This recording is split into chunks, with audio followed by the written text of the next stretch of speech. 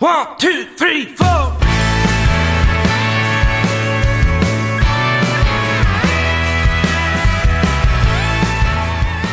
Welcome back to Country and Cold Cans. As always, I'm Logan, sitting here with Andy and Kyle, and this week we have a special guest, Mr. Giovannie Yanez of Giovannie and the Hired Guns. Dude, we appreciate you taking the time to come on to our podcast today.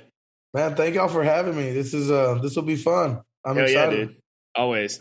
I think the question that all of us, the first question we all had, and we wanted to lead off with, is like I said, we were chatting a little bit before we started recording. We were really digging the new single Ramon Ayala, and before we get into the song, we would be remiss if we didn't bring up the fact that, good Lord, man, the teacher in that video was hot as hell. Yeah, man. Yeah, she. It was a last minute kind of thing. We got lucky enough. We knew. One of my buddies knew her, so I was like, cool. So yeah, dude, she got to come in there, and yeah, man, yeah, dude, her name's Peyton Stout. Yeah. If y'all are into that, man, go for it, bro. Yeah. So the music video, man, it was hilarious. Like, how did that? Like, what was the idea behind that? Like, how did all that come about? Man, I really wanted to involve where I went to school at, and it was the high school where I went to school and graduated from, and so I wanted that to be involved in it, and I wanted it to be funny, and then the director really helped me put everything together, and it made this video that I love, man, and the weird thing about it was the room that we shot that music video was a room where this teacher just hated me. Like, she hated me, man. Like, she would send me to the office like every day, it seemed like, right? Right. And on the wall, it had the graduating class that I graduated from. And it was just the weirdest thing ever because I didn't mean to put that in there. It was just still hanging up from whenever I was in school. And it was just like, this is insane. Like, I can't believe that we're shooting this music video here at this school, and man, it's cool. It's cool. It was so cool. Man. Yeah. Coming full circle, it seems like. Yeah, dude. Yeah, it was nuts, bro. It was really nuts, man. I got to see some teachers that were there and got to hang out with them and say hi to them, and it was super cool, man. It was just so awesome. Yeah. So what year did you graduate? Man, I graduated in 2013. Okay, yeah. So we're all about the same age. Yeah, we're all class of 2012. So yeah, cool. We're all about the same age here. Yeah. Awesome, man. Hell yeah, dude. So yeah, dude. Yeah. It's funny, man. My sister, I have a little sister, and she's a freshman. She's either a freshman or a sophomore. So it's funny. She always like, man, they won't stop talking about that damn music video at school.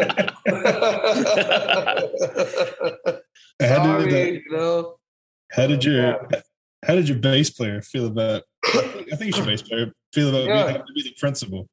Man, so it was funny. Whenever we were thinking about, whenever me and Tim, the director, were talking about, because I wanted to have everybody in the band be in the music video. Because man, it's only right. Like, they're my boys, you know. It's not just I hire them and they come play, and I was like, dude, who is terrifying? But he's the biggest sweetheart ever.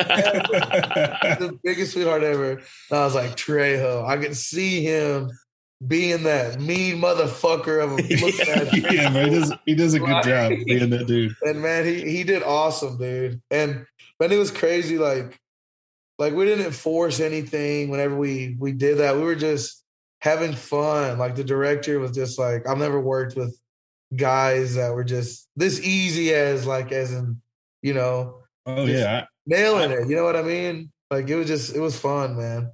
Yeah, I really vibe that music video because I feel like I was just like you guys, man. I was a little troublemaker for a long time. Yeah, dude. Yeah. I had teachers that just hated my guts. Yeah, man. I deserved it, but you know, I just felt it was funny as hell watching that music video. Yeah. Yeah, man. I had it's funny, man. So my teachers commented on the music video and stuff, and man, I had my own room. I got in trouble so much, but I don't know why. They loved me, like, you know, they just knew. I don't know, and like they would be like, "Go to your room," and it'd be up in the front. It'd be up in the front of the school, up in the front office, like right next to the front office, right there.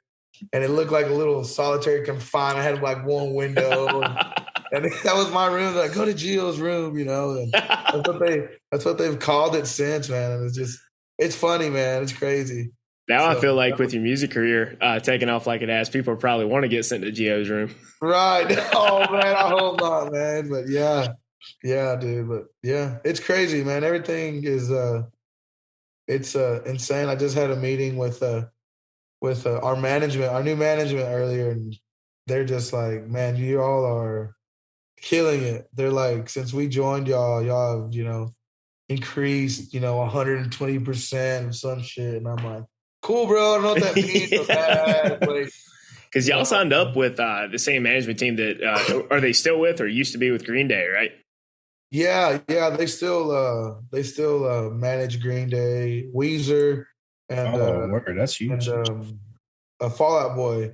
Oh, and man, they actually hooked me up with sweet tickets to go watch them. They're on this tour called the Hella Mega Tour, and it's Weezer kicks it off, and it's Fallout Boy, and then it's Green Day. And man, we got our own suites, and it was like, what the fuck? And like, yeah, fucking crazy. All these bands that everybody our age listened to when they were growing up, and now you got your own suite, and you're going to be on sharing a stage. Dude, yeah, man, and it was just like it was insane. That like, yeah, man, all of it, and like they're talking about maybe getting us on some shows with, who knows next year with, I don't know, maybe some of the acts that were on the Hella Mega Tour, bro. So yeah, man. I mean, there's like it seems like that's kind of a good segue for one thing I did want to ask you, because it seems like that's kind of been happening like within the Texas music scene with like people around our age. There seems to be like this younger group of like, it's more rock music, right? Than like think like, Aaron Watson or Cody Johnson style, like rodeo country kind of thing. Right. And it's like, it seems like, with like you guys and Co Wetzel and Reed Southall and, folks like that. I mean, like Co's on tour with 3 Doors Down right now. Like It seems like it's kind of been, there's this groundswell. And my thing I wanted to ask you was, so like with all that, hold on, I have it here on the notes. I lost it. So why do you think that's becoming so popular with you guys deciding to kind of go that direction sonically and everything? Man, I don't know. Like even whenever we did the Bad Habits album, like we still had that little edgy of a sound, and we're just kind of playing music that I guess we are our tones that we kind of all grew up on, if that makes sense. And I grew up on those heavy guitar tones. I grew up on Deftones, Korn, System of a Down. My first CD I bought was Toxicity by System of a Down, man. Like with my own money. Like that's what I grew up on, And then I got into high school. When you get into high school, you listen to these bands that all these people are listening to, right?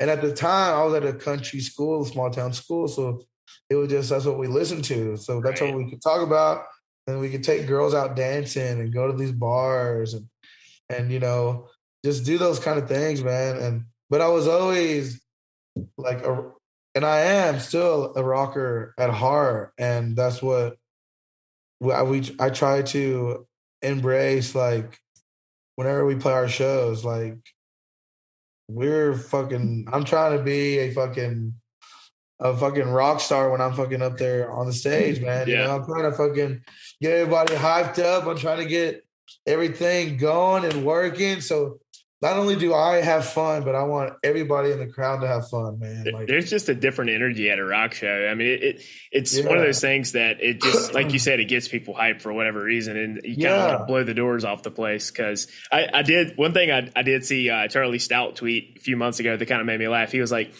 a lot of these younger guys in the Texas scene, he goes, a lot of them sound like Blink-182. yeah, man. Yeah, it's really cool, man. We see man, here recently, we played a show in Lubbock. It was the street party, and there's about, I don't know, a little over 1,100 people there, dude. And 1,100 people seems like a lot, especially to us, man. Like, we're new to seeing fucking amounts of these crowds just there. And man, there was people fucking crowd surfing, people on shoulders. There was beer getting thrown at us. And like I was looking at the crowd like, oh yeah, motherfuckers. And I grabbed my beer and started slinging beer at them. I threw the beer cans at them. Like it was just like, man, like there's nothing like it. Like I see nothing but head bangings and singing alongs at our shows. And that's what, to me, that's what it's all about, man. Like for those 90 minutes, we get to take those people that are at that concert away from their problems, away from what's going on at home, away from what they're dealing with for those 90 minutes, bro. We get to take them away into this other fucking world and Oh yeah, fucking rock down, you know? So that's yeah. what I love about music. That's what I love about what I get to do, man. Like I can get so emotional into the shit, but you know, like music saved my life, bro. Like, you know, and like for somebody to say that our music saved their life is, dude, it hits you right in the gut, Oh you yeah. know? But yeah, man. Yeah, I think me and you grew up very similar because I've told D-Bear before I started even doing the show, I still listen to the same shit I listened to in high school. I mean, it was Stained, it was Korn, it was Alter Bridge. I mean, even some heavier stuff, you know, like hell yeah, Mice and Men. I mean, the list goes on. And hell yeah, man. yeah, that's what I was into. I mean, and just, you know, listening. And if it wasn't for this show, I'd probably still be listening to that. And I probably would have never discovered you. So, you know, there's good things there. But I really vibe with y'all's sound because y'all are filling a gap that I don't really think is there right now, because rock music is kind of taking a nosedive in like the last 10 years. I mean, you still got Green Day and all that, but you know, they're on the classic rock station now. You know, they're not. Yeah, man. That's what it was funny. I think about this all the time, like even in the Texas country scene or whatever, the Randy Rogers and the Wade Bowens, and they're getting old, you know? And like you have these new wave coming in, and this new wave happens to have heavier guitar tones. And maybe it's turning into what rock was at one point, and it wasn't just classified as Texas country, because what the fuck is even that? What the fuck? I don't even know. Yeah. You know? And yeah, man, I think it's these younger kids are liking the heavier guitar tones again. And I certainly do. And you know, like there's this comment that was on the video, and it was said, "This is badass. I'm seeing a dad rock, but I'm seeing somebody my age playing it, Yeah, like and making it their own." I was like, "Fuck yeah, hell yeah!" Like that's like, you know, like that's awesome. Like I'm trying to bring something that these younger kids missed. Like the Blink-182 music videos, the Hot for a Teacher music videos, the Motley Crue music videos, the Ozzy Osbourne music, just like these crazy music videos, this crazy sound, these different things that, you know, they didn't get to see. Like I want to fucking be that, you know what I mean? Like like whenever people turn on the radio or their whatever, and we come on, like whenever you hear Leonard Skinner come on the radio, you know it's Leonard Skinner. Yeah. When you hear Ozzy Osbourne, you know it's Ozzy. When you hear Led Zeppelin, you know it's Led Zeppelin. I want it. When you hear Giovannie and the Hired Guns, you fucking know. Yeah. It's Giovannie and the Hired Guns. You know what I mean? Oh, 100%. I mean, that's where one of the things I like about you guys is like it especially within the space of like the I guess I hate using the word scene, but it's Texas scene that like you guys have kind of like started off in. Y'all are different enough from like the I guess the average new Texas artist that comes out there, and I think there's some excitement behind that. And like you said, I love that younger audiences are getting into that because they really grew up in a time where if they listened to the radio, it was like pop, hip hop, and pop country. Exactly. And, that's you know what I mean? There was no rock, no nothing, and it's just like, no, there needs to be that. There's something called a guitar. It's an instrument called the guitar, and it sounds badass. Like, you know what I mean? Like, yeah, man. I don't want any of that to die off or anything. Like, well, I mean, you're in a prime spot, man. Like, you're what, 26, 27? Yeah. I mean, what 25-year-old is going to look up as great as Aerosmith and Led Zeppelin and all them were? Those guys are late 70s. Yeah, they're in their 70s now. You know, no 25, no 20-year-old has anything in common with those guys. No, man. Other than maybe drug use, but but you know, they're well past their prime, man. You know, it's just like, there's nothing really to relate to. And I think you're filling a void that needs to be filled. You're doing a good job doing it. That means a lot, man. Maybe we can help it out a little bit, fill it in there, man. Yeah, because when we were in like middle school, like the idea of growing up to be a rock star, like it looked like that dream was just like dying out, and like you're getting to live the dream that we thought like nobody was ever going to get to live. There weren't going to be any rock stars when we grew up. Yeah, dude, it's crazy, man. It's a crazy deal, and it's definitely it'd be a cool torch to keep going and keep lit and keep carrying, you know? Yeah. Oh yeah. So like, speaking of like going back to your single that you just released. Yeah. So I know there's a story behind like Ramon Ayala to you. I kind of like, just for our audience, I kind of wanted to get you to fill in the gaps on that a little bit, like naming that and name checking him in the first two choruses you had. Yeah, man. So Ramon Ayala, I've heard of him, man, probably since I was born. You know, he was always playing up at late night parties that, you know, we would all get together. Or, man, even funerals, man, because he'll hit you anywhere, dude. Like, he's amazing. He's an amazing artist. He's amazing. And I named the song Ramon Ayala because I didn't know what I wanted the chorus to be or how I wanted to do it. And for some reason, I was just like, I still bump Ramon Ayala when I get drunk. And I was like,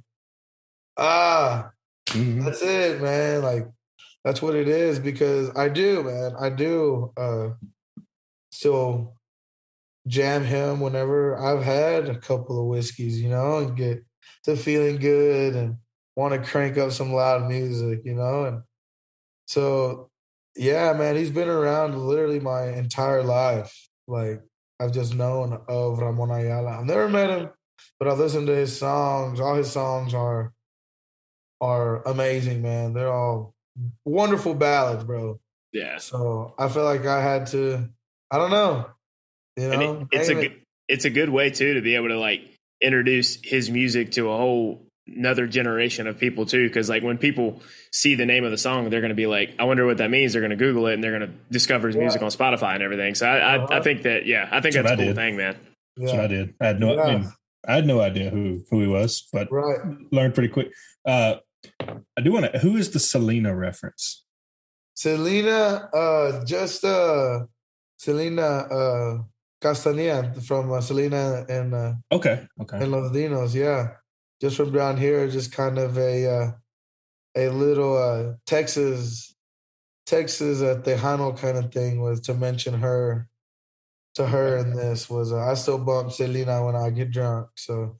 Yeah, man. We'll check her out too. Yeah, man. Check her out. I was trying to figure it out. I was like, it can't be Selena Gomez, but I'm not gonna. Yeah, she is.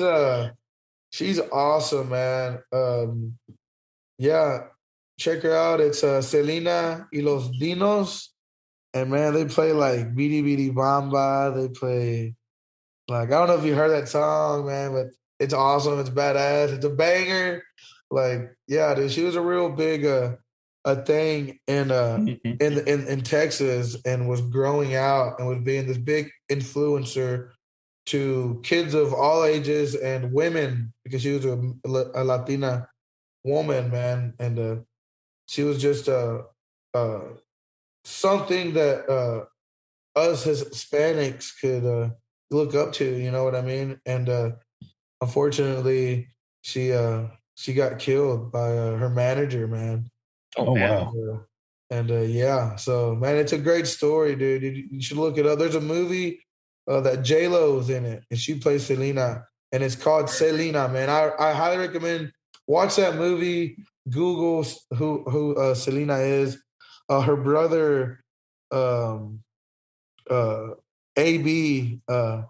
He has a band called Los Cumbia Kings, and they were a pretty big thing too, man. Yeah, it's awesome, man. man. It's all that stuff is pretty cool, and I just thought that I needed to give her a shout out. And Yeah, man. Respect to that. Yeah, man. Yeah. I'll have to check that out and see if I can find that movie. Too, yeah, man, I'm interested. Man. It is awesome. Man. It's an amazing movie, man. It's beautiful, man. It's beautiful. Yeah. I know Netflix also has a Netflix series on her for being small and to what she grown to be, man. It's pretty cool. There's a series on it. I forgot what it's called. But yeah, man. Yeah, dude, she was a big deal. I'm surprised I haven't heard of I have heard the Beady Beady Bomb Bomb song. Yeah. Yeah, I've heard that part. Yeah. When you said that, I was like, oh, I've heard that. Yeah. Yeah, man. But yeah, dude, she's awesome. She was beautiful. She was so beautiful. Oh my gosh, she was beautiful. And but yeah, dude, she was taken away too soon, bro. But yeah. So with you guys, I kind of want to get a little background on the band too. Like where the name came from and kind of how the band formed. Yeah, man. The band name, we were man, I was with these different guys. They weren't none of the guys that were in the band now. But the name came to be, we were on our way to a wedding gig. And the people that we were playing this wedding for was like, hey, man, what do you want us to put on the marquee outside? And I was just like, I don't know. Hang on. I'll call you back, you know. And I just like, hey, bros, they want to know, you know, what to put on there. Because I didn't have a name for them. And Ruben at the time is my bass player. And he's like, man, we're kind of just hired guns. And I was like, you're right. Y'all kind of just hired guns. I would just hire them, you know. I would hire musicians every weekend. And it just stuck. Giovannie and the Hired Guns. And I thought that sounded pretty badass. It really does. It's a great rock band name. And it just kind of stuck, bro. And I found Alex Trejo, the bass player. He was a broke college kid. And I was working at a pawn shop. I didn't go to college, and I was working at this pawn shop. And he would go in there and pawn his I forgot what he would pawn off, man. And then I sold him a cab that was there, and that's how I found out he played bass. And we got to talking, and then one later, Joe Taylor, I was drunk, he was drunk. We bumped into each other, man. When I bumped into him, I looked up, I was kind of like, you know. And I was like, hey, motherfucker. I was like, hey, motherfucker, you're gonna play for me. I was like, fuck that other first. I forgot what, you know, some band dude. They're like, fuck those other motherfuckers. I'm like, come play for me. He's like, all right.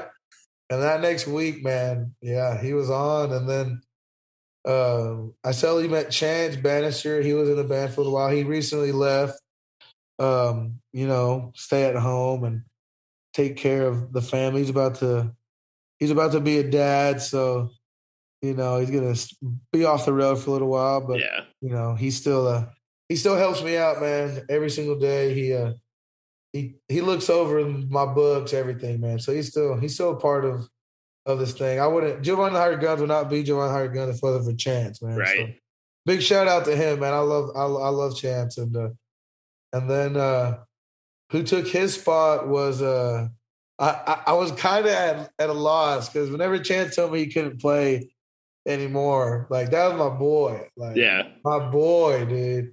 So it was kind of like a breakup, bro. It really was. Like it really was. Like I cried, I teared up. Like it was just kind of like fuck, you know, because we had the opportunity to finally play these shows at these venues that we said we were going to play together. Whatever, man. And who took his spot? So I didn't know who to get, and I was like, fuck it, man. I want some family on the road. And my cousin Carlos, he plays guitar, and all he plays is metal, man. That's all he plays. Like Metallica, Slipknot, Slayer. That's his style. Like that's him. And but I know he can shred, and he's on the road with us now.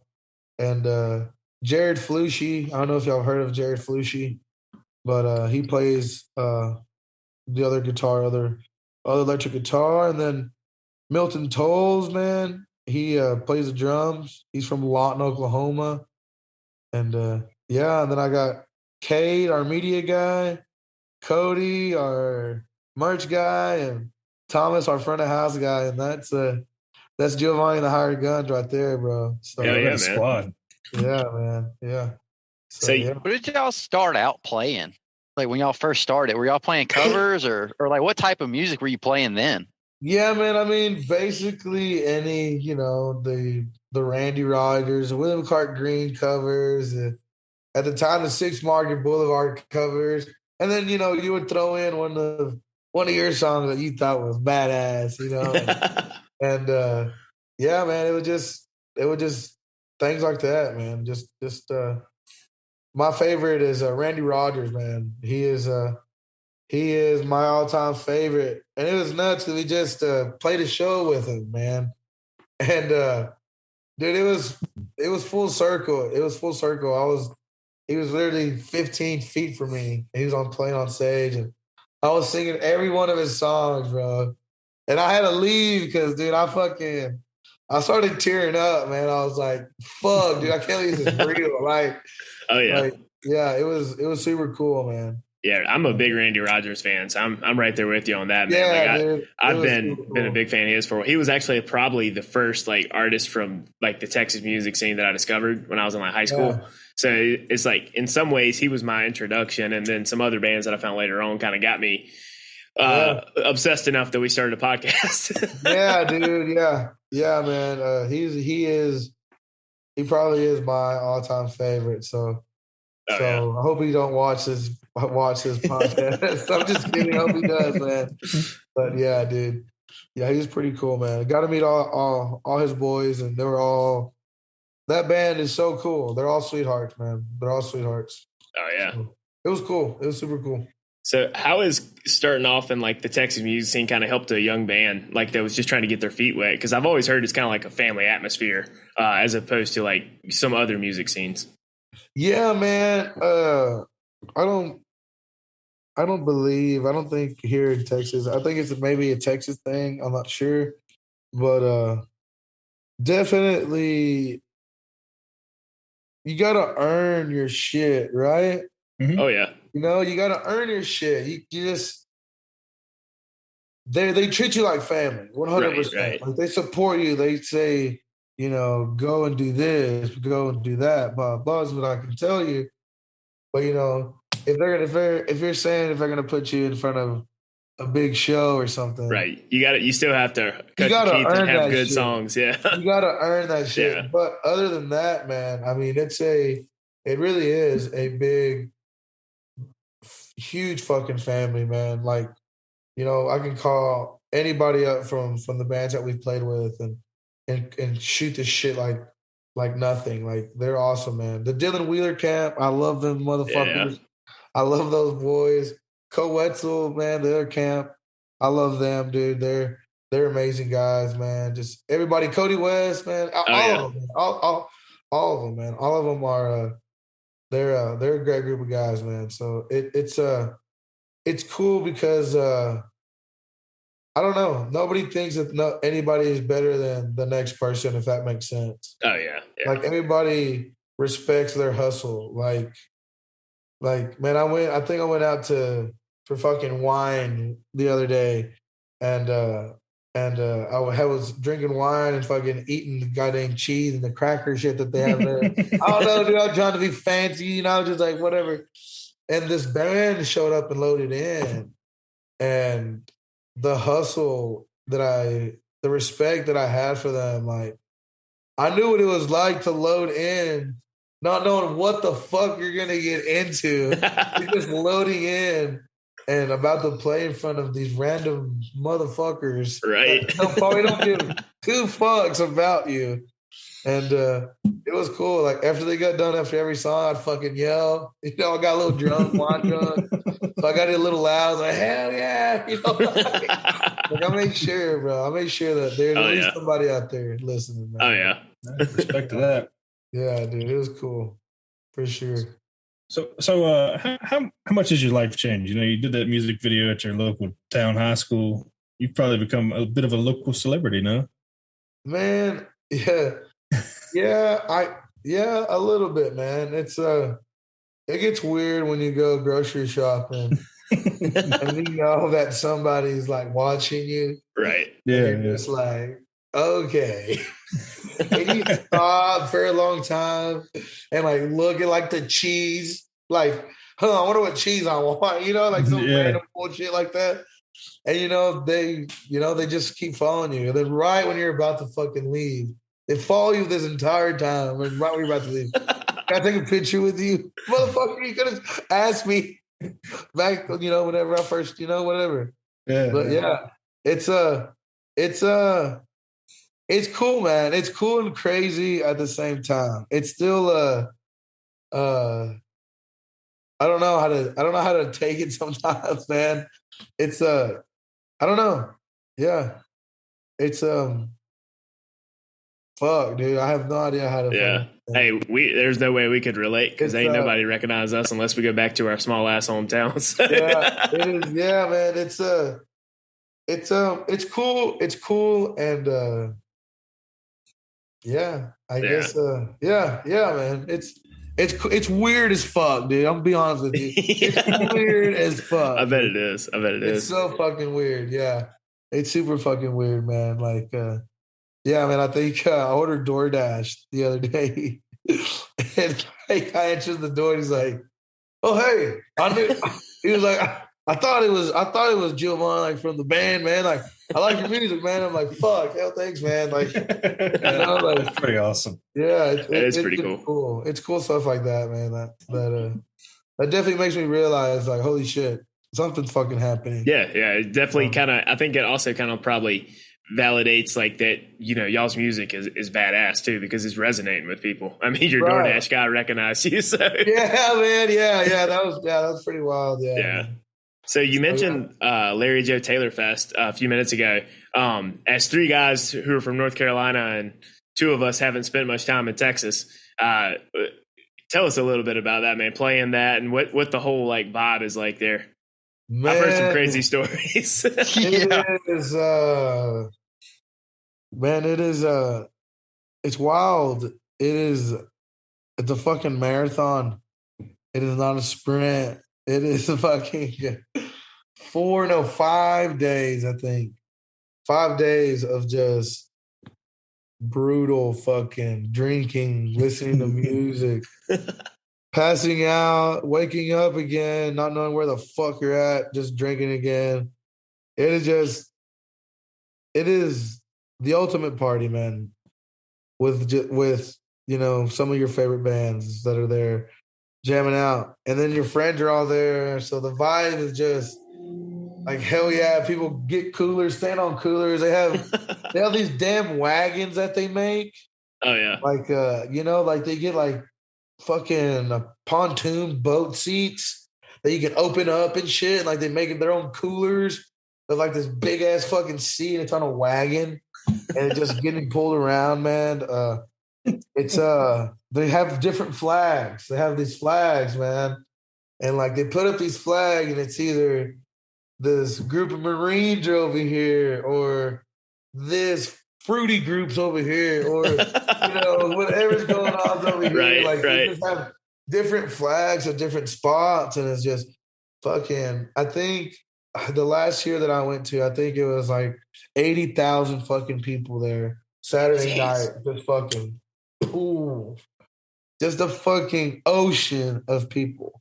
Oh, that. And man, afterwards, the after parties are fucking stupid. Like it is something that 100% have to experience. Like me describing it to you is nothing Like you just have to go. Right. Like, I have buddies that are going for the first time because we're playing the main stage tomorrow. Actually, oh, nice! Congrats, for the first time. So, yeah, man, we're playing there tomorrow, and it's gonna be fucking wild. It's gonna be really fucking wild. So, yeah, it's crazy that it's here. Yeah, that's one of those things that Andy and I a couple years ago we saw all the images and like videos on Twitter, and we were like, we got to get to that someday. Like that looks like it's just one fun time, and then you get to listen to good music on top of it. So there's lots of booze, lots of drugs, lots of titties, lots of music, man. Yeah. The good things in life. It's definitely a good time, man. Oh yeah. So, like, what are some of the, like, I guess, venues that you guys have gotten to play that have been probably the most fun, or you've kind of been like, oh shit, I'm here? Oh man, some of them are probably like the Twisted J in Stephenville, Texas. That one is always really fun venue to play at. Just the crowds, it's just every time we play there is always nuts. They always love us there. Stillwater, Oklahoma at the Tumbleweed. Yeah. Man, I love Oklahoma. They show us some love out there, man.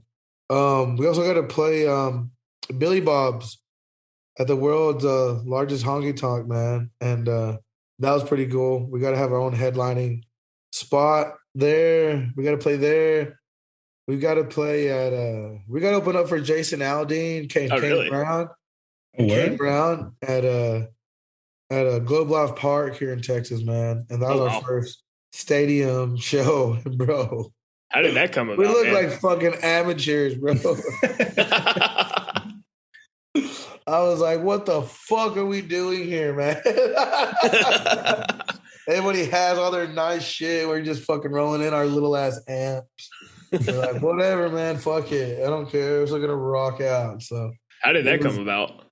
Man, I don't know how some of the things in my life, how some of the shit that comes about in my life, man. And that one, man, it was my our booking agent, John Falk. He made that happen. He knew the production manager for Jason Aldean, and he got us snuck in there to do a little 45-minute set. So that's awesome. It was a pretty cool deal, man. Yeah, man. Our camp, my camp. I'm blessed to have the people that I do. My management, my booking agency, all them, man. They really bust their ass for me. They fucking try everything they can to. I guess they believe in me, man, or some shit. I don't fucking know. Well, I tell you this, man. Like, we're big fans, so I can see why they would believe in you. But I was looking at your tour schedule, and it, like, obviously, like, it's a lot of tour dates in Texas. I saw y'all had some in like Arkansas and was it Missouri and everything like that. Are there any plans anytime soon to kind of venture out to like the East Coast or anything? Yeah, man. Actually, I think February we're supposed to be doing an East Coast run, and we're going to be hitting like Alabama. I think there's a place called the Zodiac or some shit there. I think we're going to be hitting Louisiana, Kentucky, Missouri. Fuck, man. I can't think of them off the top of my head, but I know we're going to be venturing out that way, man. So that's awesome. Hell yeah. All right. Well, I know that we generally, like we told you, we like to do a little bit of rapid fire lightning round towards the end. So if you're ready, we'll rock and roll with that. I'm down, man. I'm down. All right, Kyle, if you want to take it away, man. All right, man. Either you've done something awful or, shift your time. What's your last meal on earth? The last meal on earth, I would probably have I'd have a ribeye. No, I'd have a T-bone. I have a T-bone. T-bone. Medium rare. Good with homemade mac and cheese. Oh, yeah? And some corn, and that'd be it. And a slice of pecan pie. Okay, yeah, you gotta have dessert, man. You can't If I could do that for my last meal on earth, you can't count calories, man. It's not like it's gonna affect you the next day. What's the point, you know? Still you, Kyle. Still me. Okay. Yeah. All right. If I'm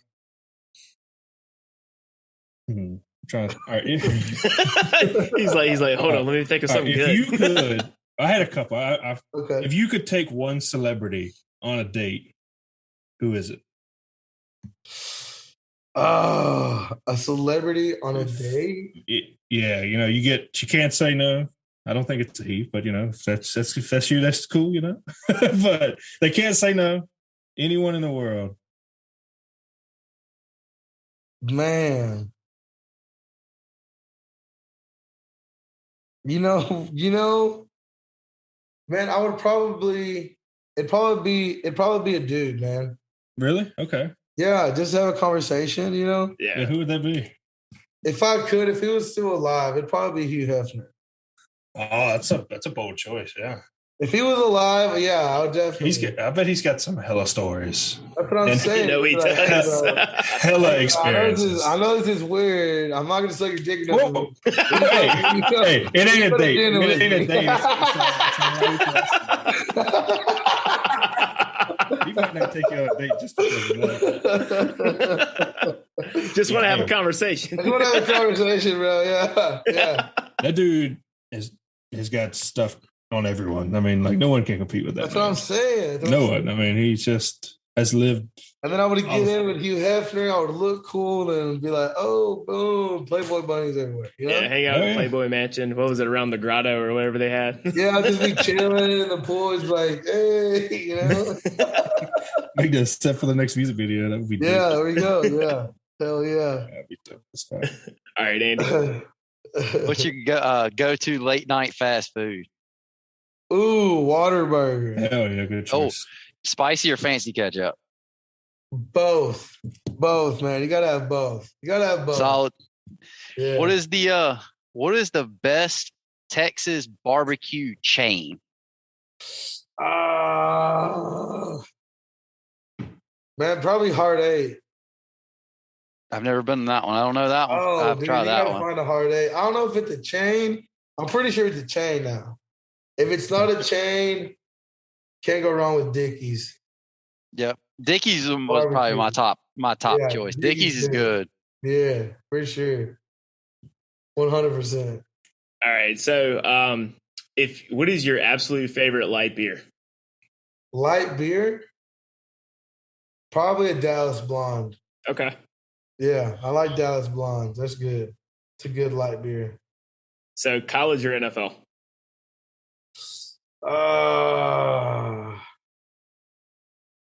Man, probably NFL. I don't really watch college football. I know I should. I know it's intense. I heard it's super intense. But if I'm being honest, probably I do more fantasy football. Oh, yeah. I get that. You got a team in the NFL? Huh? You got a team in the NFL?